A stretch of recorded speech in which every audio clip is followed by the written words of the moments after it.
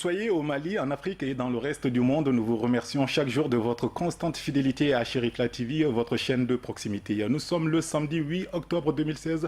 Bonjour, bonsoir mesdames et messieurs. Bienvenue à vous qui nous rejoignez dans cette nouvelle page d'information qui sera essentiellement consacrée à l'actualité africaine. La chancelière allemande Angela Merkel est attendue dans notre capitale pour une visite de travail et ce sera à partir de ce dimanche. Pour plus de précisions, je vous propose de suivre cet élément. La chancelière allemande Angela Merkel débute ce dimanche au Mali, dans notre pays, une tournée africaine qui la conduira par la suite au Niger et en Éthiopie. Avec ses interlocuteurs africains, elle devrait discuter d'économie, notamment des voies et moyens à mettre en œuvre pour améliorer les cadres de vie dans la région et limiter les flux de migrants vers l'Europe. Il est important que nous donnions à l'Afrique des perspectives pour son futur. Nous avons le choix entre laisser un nombre toujours plus grand de migrants arriver à nous ou alors combattre cette situation par la racine et donner à ces personnes des raisons de rester chez elles, proches de leur maison, a déclaré en début de semaine le chef du gouvernement allemand à l'occasion d'une conférence sur le tourisme. Angela Merkel, qui sera candidate à sa propre succession lors des prochaines élections législatives prévues en Allemagne en 2017, ne devrait pas prendre des engagements avec ses homologues africains. Par contre, il n'est pas exclu qu'elle revienne sur les mécanismes d'aide et de co-investissement susceptibles de générer des activités en Afrique et permettre aux jeunes de la région d'accéder à de nouvelles opportunités. Les relations commerciales entre l'Allemagne et l'Afrique subsaharienne sont assez modestes. La région dans son ensemble est le 31e partenaire commercial de ce pays européen. Il existe toutefois une importante coopération allemande dans le cadre de l'aide au développement à travers une agence de coopération, GIZ, celle du financement du développement et sa société de financement de l'investissement et du développement DEG. Au mois de mai 2016, Frank-Walter Steinmeier, le ministre allemand des Affaires étrangères, avait lui aussi fait le déplacement au Mali et au Niger. Il y avait eu l'occasion de discuter avec les autorités locales des questions d'immigration. Pour la circonstance, il était accompagné par son homologue français Jean-Marc Ayrault.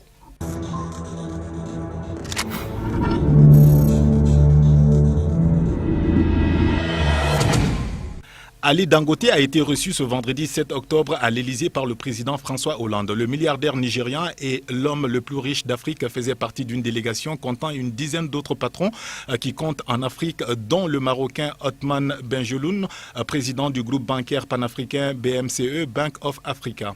Lorsque les chefs d'État se rencontrent, ils ne parlent pas que de sécurité. Je crois que le partenariat public-privé est aussi au cœur de leur discussion et c'est très important car cela apportera beaucoup plus d'opportunités pour les Africains et pour les Français, a déclaré M. Dangote à la sortie des échanges avec le président de la République française, François Hollande.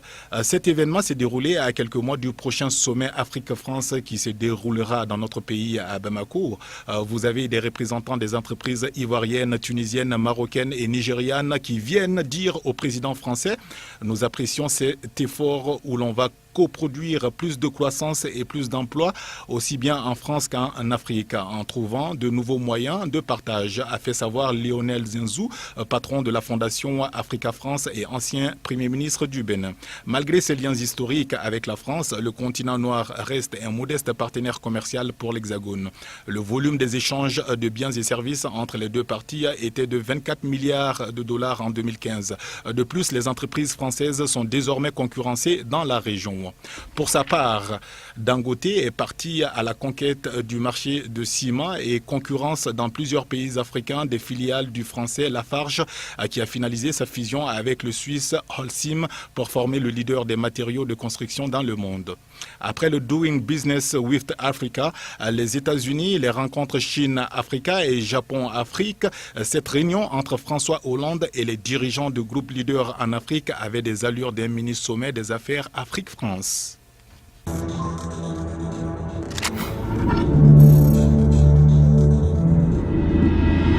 Une récompense pour relancer le processus de paix, le prix Nobel de la paix 2016 a été attribué ce vendredi au président colombien Juan Manuel Santos pour avoir conclu un accord avec la guérilla marxiste des FARC afin de clore un conflit de plus de 50 ans. Il a été récompensé pour ses efforts pour la paix en Colombie. Le 26 septembre, un accord pour la paix a été signé entre le chef d'État et les leaders des FARC. Objectif, mettre fin à un conflit qui a fait près de 260 000 morts depuis les années 1960. Pour plus de légitimité, le peuple a été consulté par référendum le 2 octobre dernier. Le non l'a finalement emporté avec 50,17% des voix, un échec pour le président. Pas question cependant pour lui d'abandonner son combat. En tant que président, mes capacités et mon obligation à rechercher et à maintenir la paix sont intactes. Jeudi 6 octobre, des milliers de Colombiens ont défilé dans les rues de Bogota pour la paix. Juan Manuel Santos est un homme opiniâtre et déterminé. Il attendait ce moment depuis très longtemps, celui de la réconciliation nationale, bien avant ce prix Nobel de la paix qui comble 20 années de diplomatie secrète et de guerre au terrorisme.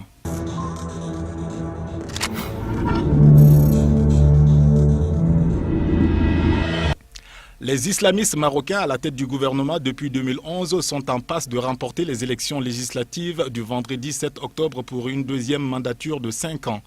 Selon les résultats encore provisoires, après le dépouillement de 90% des bulletins, le Parti de la justice et du développement PJD obtiendrait 99 sièges en tête devant le Parti Authenticité et Modernité PAM. La formation libérale emporterait 80 députés devant l'Istiklal, troisième avec 31 sièges. Le taux de participation s'élève à 43%. Si son adversaire principal, le Parti Authenticité et Modernité, talonne de près la formation islamiste au pouvoir en nombre de sièges, ces résultats partiels sonnent comme une nouvelle victoire du PJD qui a mené campagne pour son bilan gouvernemental et sur la probité de ses représentants. Pour ces élections législatives marocaines, le parti dit de la lampe, en référence à son sigle, a su mobiliser les foules dans des meetings électoraux qui ont pu rassembler jusqu'à 20 000 personnes.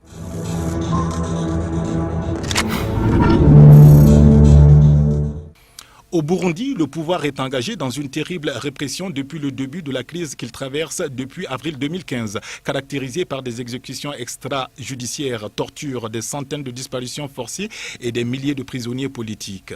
Alors qu'il est de plus en plus accusé d'être en grande partie responsable de ces crimes, le Burundi vient de décider de se retirer de la Cour pénale internationale, la CPI. Il faut dire que les événements se sont précipités ces derniers mois. La CPI a ouvert un examen préliminaire en avril de cette année.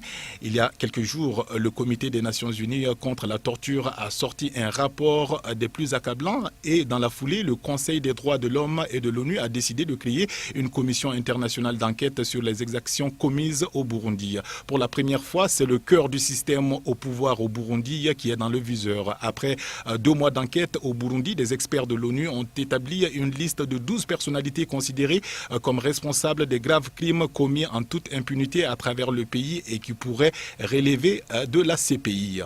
Bujumbura dénonce donc un complot international qui veut faire tomber un pouvoir élu. Mais la société civile burundaise en exil, elle, parle d'un pouvoir poussé dans ses derniers retranchements et qui a choisi la fuite en avant.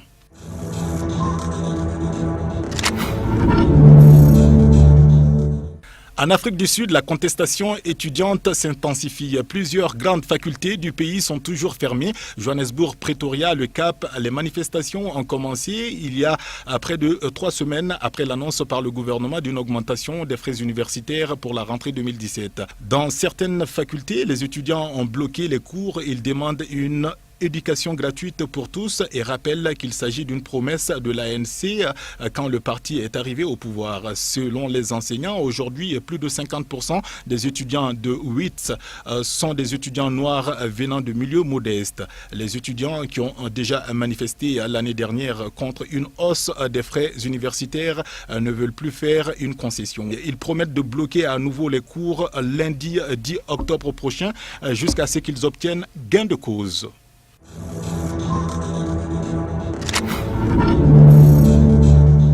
L'enquête française sur l'attentat en 1994 contre l'avion du président rwandais Habyarimana est relancée. Selon l'AFP qui a eu accès au dossier, les juges français ont lancé une nouvelle commission rogatoire internationale pour entendre le général Kayemba Nyamwasa, ex-chef d'état-major rwandais. Cet ancien proche du président Kagame, entré en dissidence et exilé en Afrique du Sud, accuse depuis plusieurs années Paul Kagame d'être responsable de l'attaque qui a coûté la vie à Juvenal Habyarimana et constitué un épisode déclencheur du génocide.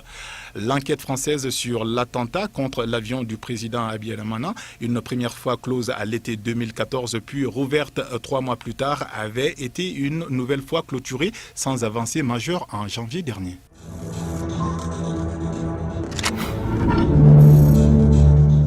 Point final donc à cette édition d'information sur Chérifla TV. Nous vous remercions de l'avoir suivi. Demain, vous allez retrouver Mariétou Diallo pour la présentation de la grande édition. Quant à moi, je vous souhaite de passer un excellent week-end en compagnie des programmes de votre chaîne de proximité. À très bientôt.